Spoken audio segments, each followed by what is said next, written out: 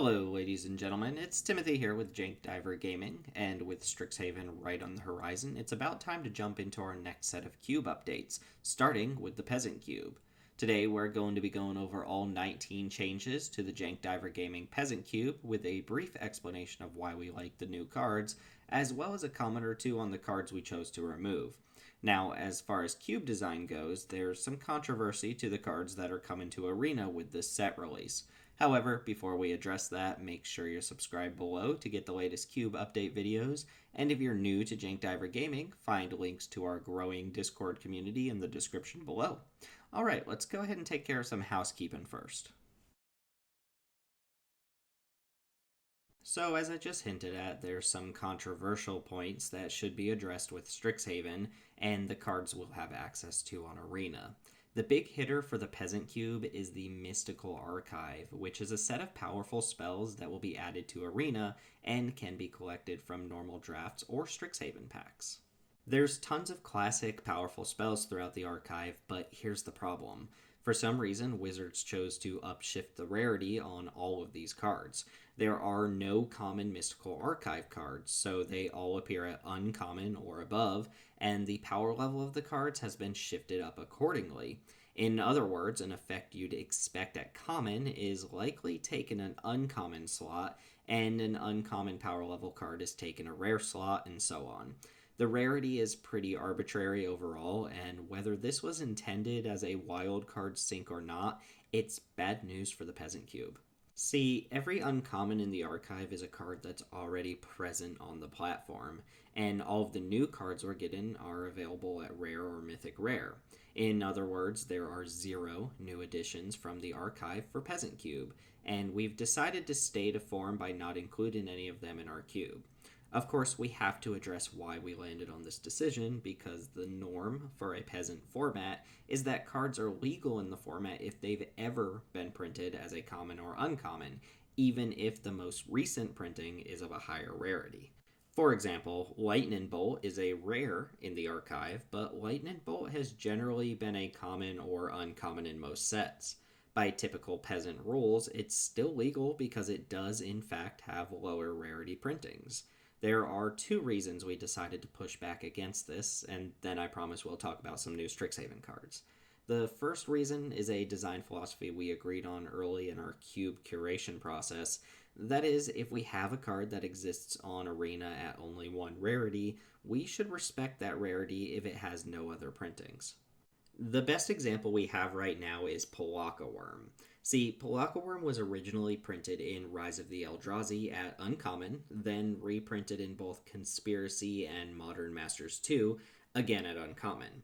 It was put in high power level sets, and the rarity matched the environments it existed in. However, the only printing of Polaka Worm on Arena is from M19, where it was upshifted to rare and felt like a rare in the set. We feel like we should respect the rarities that are given to us on Arena, since those rarities reflect that card's role in the individual sets it's been printed in. We don't have an arena-friendly set where Polaka Worm exists at Uncommon, so it feels somewhat disingenuous to reach beyond the scope of Arena's card pool to find non-historic printings of cards to determine whether or not we're okay playing with it. In summary, we're sticking to the rarity restrictions of the cards printed within the historic card pool. Some of the rarities on the Mystical Archive cards are completely arbitrary, so this gets a little fuzzy, but that leads us to our second and perhaps more important reason for excluding these cards, and that is the wildcard investment. In short, we want to keep the Peasant Cube accessible to as many players as possible, and one way we can do that is by keeping the barrier to entry low in terms of wildcard investment. We're already stretching things a tiny bit by including rare dual lands in the Peasant Cube, but I think most people would agree that just makes things smoother and doesn't reflect a significant change in power level. Including new Mystical Archive cards would ask players to come prepared with rare wildcards in order to play, and would even demand them for access to what would likely be some of the best cards in the environment. So, to wrap this up, we want to respect the fact that not everyone has infinite wildcards, and we want the Peasant Cube to be open to anyone who wants to play it. So we're going to forego the Mystical Archive in order to limit the wildcard investment needed to play. Okay, I know everyone's probably left the video by now, but I felt that was important to address. You came here for updates though, so let's talk Peasant Cube updates. Unfortunately, White's going to get the short end of the stick here with only one new addition, and a speculative one at that. Thunder's Orator is a 2 mana 2 2 with Vigilance that picks up your other creature's keywords when it attacks. We're basically planting this as a secret card for the blue white Flyers deck, since in a deck full of Flyers, this will almost always attack as a 2 2 fly in Vigilance for 2, which isn't half bad. Outside the Flyers deck, this will be mediocre at best, and I wouldn't be surprised if it just isn't even desirable for the Flyers decks. That being said, it deserves a shot. I just fear people won't be interested in it because it doesn't explicitly state, hey, I'm a flying creature on the card. The cut was Gearshift Ace, which is largely just a forgettable 2 mana 2 1 with First Strike. The vehicle text is really cool and potentially powerful, but that interaction has happened maybe all of one time since the dwarf's been around, and it's one of White's weaker 2 drops. Blue picks up Frost Trickster, which just screams peasant staple. It's a flying Frostlynx, and if we're being honest, Frostlynx is already just on the cusp of playable in this sort of environment. Giving it flying is a whole different ball game and turns an already decent defensive slash tempo card into an actual threat as well.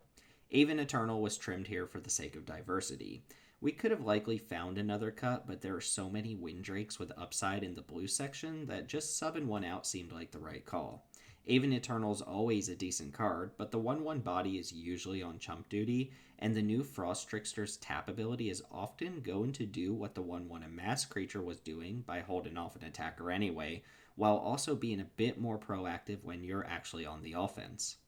Curate's next on the list for blue. If you've played with Discovery Dispersal, this should look familiar since it's functionally the same as Discovery, but without needing to take up a gold slot. Of course, the decks you can play it in are more limited, but that's fine.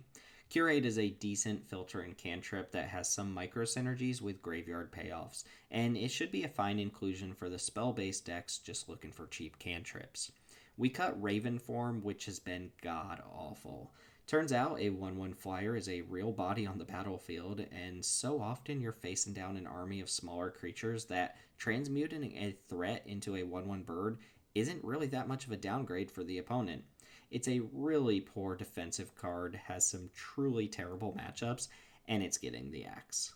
I can literally hear the complaints now, but we're testing out Reject over Essence Scatter. Scatter is a classic for sure, and it's almost certainly better on average than Reject, but Reject has a few things going for it that make it worth the trial run. First off, it can counter Planeswalkers, and while this won't come up too often, it is functionality that Essence Scatter doesn't have at all. Secondly, it exiles the countered spell, which actually does matter for the Peasant Cube. There's actually a fair bit of reanimation and recursion in the Peasant environment, enough so that exiling certain creatures usually ends up mattering. Look, again, don't be shocked if this gets switched back during the mid-season update, but let's see how it does. I personally can't stand the Dobby the House Elf art on this card, but the card has some merit.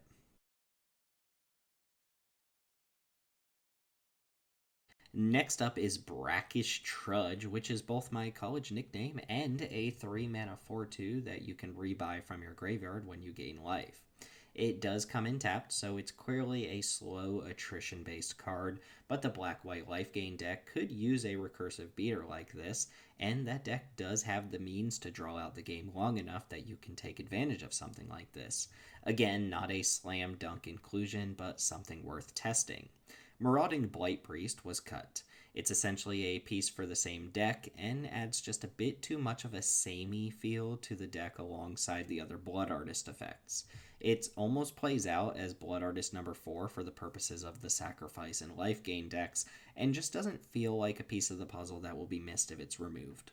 Opinions are welcome on this next swap. We cut Doomfall in favor of Umbral Juke.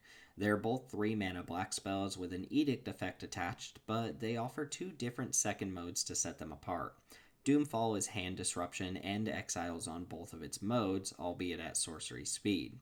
Umbral Juke is an instant and loses the hand disruption mode in favor of a fine but unexciting creature.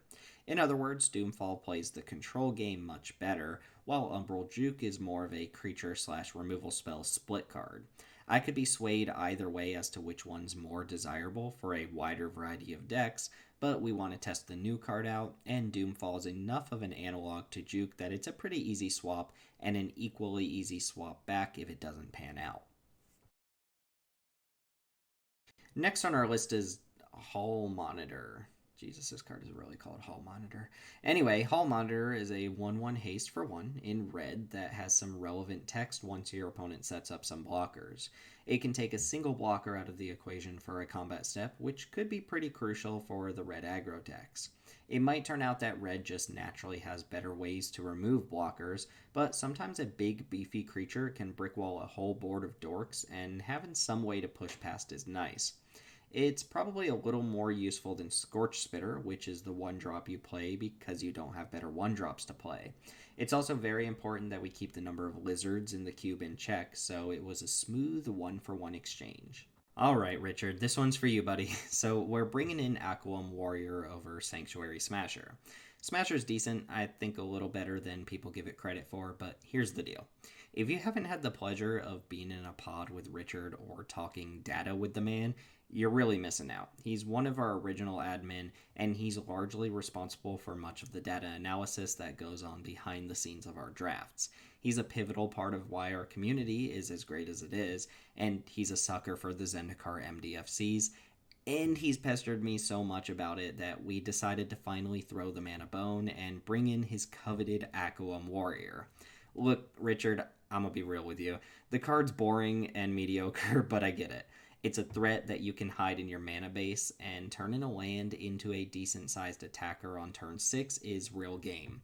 Am I convinced that it'll live up to the hype? Not yet, but I've been wrong before, and I'm actually hoping the Warrior's versatility as an MDFC proves me wrong. Next up is Bayou Groff, which is 2 mana for a. Hold on. Wait a minute. What the hell's a Groff? Hold on, let me look this up. Okay, so according to the internet, Groff is the GNU replacement for the Troff and Roff text formatters. Of course. And I guess it's supposed to be pronounced Groff. I'm sure that's exactly what Wizards was going for here. Let's just roll with it. So, Bayou Groff is a 2 mana 5/4, which is clearly outrageous, but requires a creature sacrifice or an additional 3 mana to cast. That makes this a bit closer to a 5 mana 5/4 than anything else, with the upside that you can occasionally cheat it into play early on by sacrificing a dork of some sort. The best case scenario won't happen too often, but it's something to build towards and optimize for, and it does play into Gruul's 4 Power Matters theme, even though it's not likely to be that deck's first choice. It's strange and unique, so we thought we'd give it a try. Sorry, Brindle Shoat, you've brindled your last shoat, and you're being pushed aside for our new friend, the Groff. Emergent Sequence is actually one of the more exciting cards from this set. It's a new take on Rampant Growth, which is not a ramp spell that gets printed into modern sets anymore without some sort of stipulation. At face value, Emergent Sequence is Rampant Growth, but with some extra spice. See, if you cast this on turn 2, you're up a land, and you put a tap 2/2 on board. That 2/2 comes in the form of +1/+1 counters, so already we're crossing over into Selesnya territory while being a desirable card for ramp decks. There's some tension with this card being a creature, though. If your opponent kills the Fractal, you're down the land, and if you fetched your splash mana with this, you could be down a crucial color when it dies. However, if your Fractal doesn't die, you get all the upside of a normal mana dork on a slightly bigger body. In a lot of ways, this will play out similarly to Servant of the Conduit, putting a 2/2 on board and either eating a removal spell or accelerating you a turn later. It's vulnerable, but if your opponent does deal with it, it's not a huge loss since the land came from your deck. They answered your 2 mana card with a removal spell. You're not down a card in that exchange. Note that occasionally the Fractal will be bigger than a 2/2 if you manage to put extra lands into play before casting the spell. It's a nice addition to our collection of mana dorks, and I'm excited to see how it plays, not to mention that it's being subbed in over Rune of Might, which was a placeholder card to begin with. Next up is Bookworm. Yep, Bookworm. This card's called Bookworm, folks. Anyway, it seems pretty good. It's another finisher creature for the green section, and while there's some competition alongside Sifterworm and Howling Giant at the top end, Bookworm looks like it has the right configuration of abilities to compete in that territory. 8 mana is a lot, significantly more than it seems compared to a 7 mana card, so that makes us a little uneasy. But it's a clean 2 for 1 when it hits the board, and it comes back for round 2 if it dies. My gut tells me Sifterworm will still be the go-to. It gives up the card draw in favor of card selection, but the life gain is usually more significant, and Sifterworm is simply easier to cast. Still, Bookworm gives us another ramp-worthy target for our green section. Bond of Flourishing isn't a direct swap, but it's a card that almost never gets drafted, which left us with a flex slot to try out something different. And rounding out our monocolored additions is Master Symmetrist coming in over Snapping Sailback. I've probably mentioned this before, but Sailback comes in and out of this cube more often than the flat bottle of Dr. Pepper at my house comes in and out of my refrigerator, and that's not necessarily a good or a bad thing for either of us. Sailback tends to be our go-to placeholder creature. Want something gone but don't have an immediate swap in mind? Bring in old Snappy until the next set rolls around and gives us another 2GG 4/4 with upside. Lo and behold, Master Symmetrist is being added to what is becoming a large list of 4 mana 4/4s with upside. It's kind of what Peasant does in the green section. At higher rarities, you go turn 1 Mana Dork, turn 2 Mana Dork, turn 3 huge plays. In Peasant, you go turn 2 Mana Dork into turn 3 4/4 for 4. We've embraced that line of play, and Symmetrist looks like it can play ball with the best of them. It has reach and blocks very well, and gains trample on attacks, so it covers offense just as well, and it will occasionally spot trample to your other attacking creatures. We checked, and the number of creatures with equal power and toughness isn't huge, plus many of them already have trample, but occasionally you'll have a beat stick or a Selesnya creature with a ton of counters on it, and finding another way to give those creatures trample is essential for pushing them through certain board states. Despite being a multicolor heavy set, Strixhaven doesn't offer much in the way of new gold cards that mesh well with what our color pairs are already well established at doing. The design team actively chose to expand the color pairs into different territory, which is fine, but our gold sections would need to completely overhaul themselves to accommodate these new cards. Even so, we've got one new card, interestingly all spells, for each of the 5 color pairs from Strixhaven. Boros will pick up Rip Apart, which is half disenchant and half creature removal. Sorcery hurts it a little, but the flexibility of what you can target saves it and makes it quite good. It's actually quite useful for Boros aggro decks to have a removal spell that doubles up as a disenchant, since you can't often find room for those sorts of effects in your aggressive builds. Integrity Intervention is coming out. It's a bit expensive in terms of removal you want to play in your Boros decks, and the combat trick half is rarely used. Lightning Helix would have been a clean swap here, but as mentioned earlier, Helix has an arbitrary rare symbol on it, so Rip Apart it is. I realize at this point that I'm referring to all of the Strixhaven schools by their Ravnica Guild counterparts, but I think that's just going to be the natural default for most people. So instead of Silver Quill, we're here to talk about our new Orzhov edition, Humiliate. It's a multicolored discard spell in the same vein as Thought Erasure, but you pick up a +1/+1 counter instead of the Surveil you get from the Erasure. Same deal though, guild-specific targeted discard with upside, but there's not much to dislike. I feel that the Peasant Cube doesn't need much more discard than it already has, but we dropped Doomfall, so there's room for another one, and Humiliate is a discard spell that creature-based decks will be happy to play. Great Hall of Starnheim was the casualty here. It's been a role player and fits the Orzhov decks nicely, but the rest of Orzhov is so tightly intertwined that it's hard to cut any of the other cards. Simic, or Quandrix, if you will, picks up Decisive Denial, a split card that's half Mana Leak for non-creature spells and half Pounce. Neither mode is spectacular as a single card, but the flexibility is nice. Simic still struggles for a well-defined identity at the Peasant level, and we found that the best performance Simic decks are those that try to play mid-range green threats and back them up with bounce spells and tempo plays. Decisive Denial gives you another fight spell if a creature's in the way, or doubles as a negate if your opponent tries to remove your threats. Either way, you've got your bases covered if you can leave the mana open for it while you have a reasonably sized creature in play. As with Orzhov, we backpedaled on the Kaldheim tap lands by removing Lidyara Mirror Lake.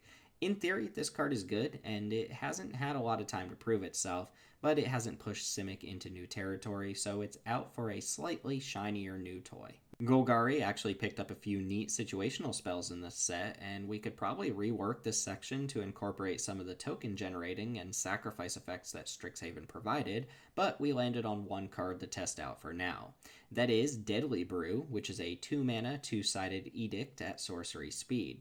Either you have no creature when you cast it and it simply edicts your opponent, or you both sacrifice a creature and you get to regrowth a permanent from your graveyard. Permanent recursion is a powerful effect for Golgari to have specifically, since a lot of its removal comes in the form of powerful sagas, and the edict effect, although situational, comes in handy from time to time. Back for More came back, well, for more a little while ago, but it still feels just a tad bit too expensive and a bit too easy to interact with. We're not looking for splashy, over-the-top reanimation effects at this point. We're looking for cheaper, more efficient reanimation. Izzet is another one of those sections, much like Orzhov, where it's agonizing to cut cards for new options, since the cards in that section are well established and fit the guild perfectly. Igar the Freezing Flame was and is a great addition to the team, but Expressive Iteration also seemed like a close fit, so we're swapping them around. Expressive Iteration is essentially a cheap cantrip that also ensures you're hitting land drops, and gives you the option in later turns to double spell quite easily. Both the aggressive and controlling builds of Izzet can find a use for this card, whereas Agar needs specific things to be happening in a game to really come out on top.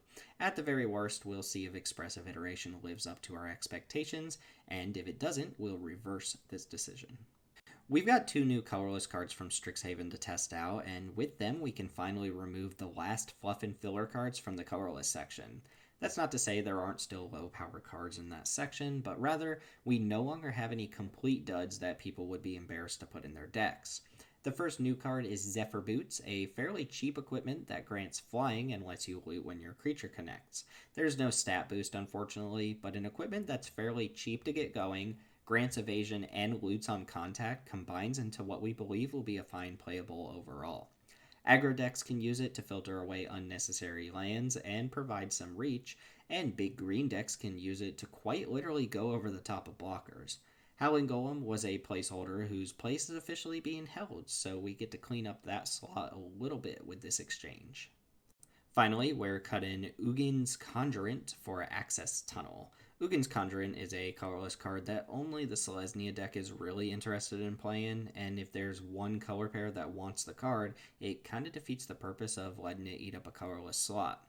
It's been around for a long time now, and the time has come for it to go. In its place, we'll be trying out Access Tunnel, a colorless utility land that can make smaller creatures unblockable for a reasonable mana investment. The Peasant Cube has a bit more room for colorless utility lands, and we do see the occasional mono-colored aggro deck that could use an effect like this. We're not setting our hopes too highly on Access Tunnel, but it's an effect worth trying out. Alright, that's going to bring this update to a close. If you made it this far in the video, then thanks for hanging out, and feel free to offer your feedback on cards you're excited to test out or cards you think should have made the cube. Also, feel free to chime in with your opinion about the Mystical Archive and the approach we took on restricting the upper rarity reprints from the Peasant Cube. As always, you can subscribe to this channel for more content and more update videos like this. We'll have a much heftier unrestricted cube update soon. If you want to join our community, you can do so by finding the Discord link in the description below. I hope to hear from everybody soon. My name is Timothy with Jank Diver Gaming, and I'll see you all next time.